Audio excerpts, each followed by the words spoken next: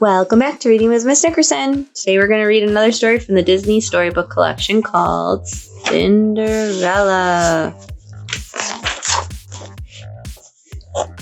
One day, Gus, Jacques, and the other mice who lived in Lady Tremaine's chateau gathered around their friend Cinderella as she pulled her mother's old dress out of a trunk. "Isn't it lovely?" Cinderella said. "Well, maybe it is a little old-fashioned," she added, "but I can fix that." Earlier that day, the mice had watched as an invitation to a royal ball arrived. Ever since Cinderella's father died, her stepmother, Lady Tremaine, had forced her to do all the housework. But her stepmother had promised that Cinderella could go to the ball if she finished her chores and found something presentable to wear. Her mother's old dress needed a few alterations, which wouldn't be difficult if Cinderella could find the time to do them. "Cinderella!" her stepmother and stepsisters called. They were getting ready for the ball and wouldn't give Cinderella a moment's peace. Plus, she still had to do all of her chores. "I guess my dress will just have to wait," she sighed sadly. After she left the attic, Jacques said, "Now what? Cinderella not go to the ball?" The other mice looked at him, startled. Cinderella's bird friends, who were perched on the attic windowsill, twittered anxiously. "Work, work, work," Jacques explained with disgust. "She'll never get her dress done." Cinderella's animal friends decided to surprise her by fixing the dress.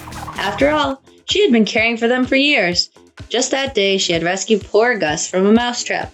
Then, she had given him a new shirt and fed him. Every day, she made sure her mouse and bird friends got enough to eat. The mice and birds worked together to make Cinderella's dress the most beautiful at the ball. First, they measured the gown's skirt. Jacques and Gus used scissors to cut a long swatch of pink fabric. Flying through the air, the birds draped the fabric across the back of the dress. More birds hoisted the mice into the air so they could sew the fabric into place. Then the mice hefted sewing needles over their shoulders and stitched on pretty ruffles. The birds draped on shiny ribbons as a finishing touch. Gus and Jacques found a sash and a string of beads that the stepsisters had thrown away. The birds and mice completed the dress just as the carriages arrived to take Lady Tremaine and her daughters to the ball. Sure, she wouldn't be able to attend. Cinderella sadly climbed the stairs to her attic room.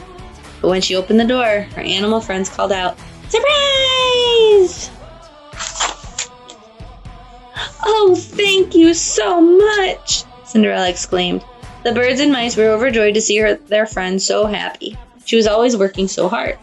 When Cinderella ran downstairs in her new dress, her stepsisters and stepmother were very surprised. They hadn't thought Cinderella would find anything to wear. "We did make a bargain, didn't we, Cinderella?" her stepmother said. Suddenly suspicious, Jacques and Gus watched from the mouse hole in the wall. "Those beads give it just the right touch, don't you think, Drizella?" Cinderella's stepmother asked. "Why, you little thief!" cried Drizella.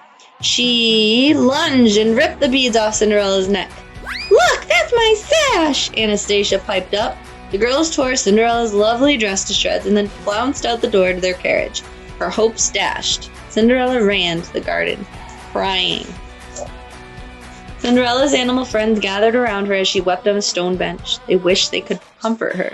Suddenly, Cinderella heard an unfamiliar voice say, "There, there, dry your tears." It was Cinderella's fairy godmother. Waving her magic wand, the fairy godmother turned a pumpkin into a magnificent coach. Cinderella stared in amazement as the fairy godmother continued to work her magic. "Bippity boppity boo!" she cried.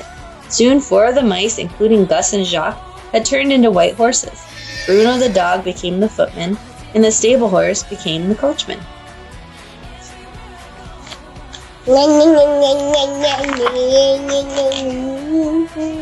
Then the fairy godmother looked at Cinderella's torn dress. "Good heavens, child!" she exclaimed. "You can't go to the ball in that." She waved her wand once more. Suddenly, Cinderella was wearing beautiful glass slippers and a beautiful blue ball gown that shimmered like diamonds. Even her hair was arranged elegantly. She gazed at her reflection in the fountain with disbelief. "It's more than I ever hoped for," she declared, her eyes sparkling. The fairy godmother helped Cinderella climb into the coach. "You must understand, my dear. At the stroke of 12, the spell will be broken." When she arrived at the ball, Cinderella felt as if she were in a dream. Everyone wondered who this mysterious girl was.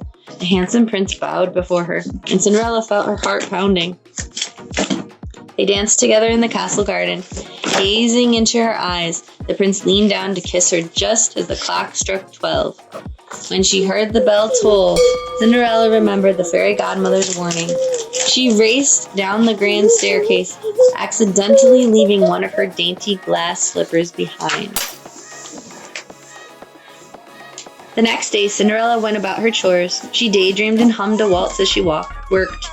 Cinderella's mouse friends tried to warn her to be careful, but she was too busy thinking of the prince. Lady Tremaine overheard Cinderella and recognized the song from the ball. She realized that Cinderella was the girl from the ball who had danced with the prince all evening. The Grand Duke was searching for the prince's mysterious love by trying the glass slipper on every maiden in the kingdom, including Cinderella's stepsisters. The wicked stepmother locked Cinderella in her attic room. "No! Please, let me out!" cried Cinderella. "We've got to get a key," Jack told Gus. The two mice raced downstairs and quietly took the key out of the stepmother's pocket. Then they pushed and pulled it up this long staircase. The last burst of energy, Cinderella's exhausted little friends were finally able to slip the key under their locked door. "Oh, thank you." Cinderella hurried down the steps. The Grand Duke had arrived while she was locked in the attic. Of course, Cinderella's wicked stepsisters tried on the slipper with glee, but their feet did not fit. The Grand Duke once again found a lady whom the slipper did not belong to. All the maiden's feet were either too big or too small. Disappointed, he started to leave the house. "Wait, please wait," Cinderella called to the Grand Duke. At the sound of Cinderella's voice, everyone looked up. The mice hugged each other hopefully, but Cinderella's stepmother was upset that her stepchild had escaped, and she tripped the Grand Duke with her walking stick. The slipper Cinderella had left behind at the ball shattered. Luckily, Cinderella still had the other slipper. She pulled it out of her pocket, then tried it on. The slipper's perfect fit proved that Cinderella was the beautiful young woman who had won the prince's heart. The prince asked for Cinderella's hand in marriage, and the very next day they had their wedding at the palace. The end.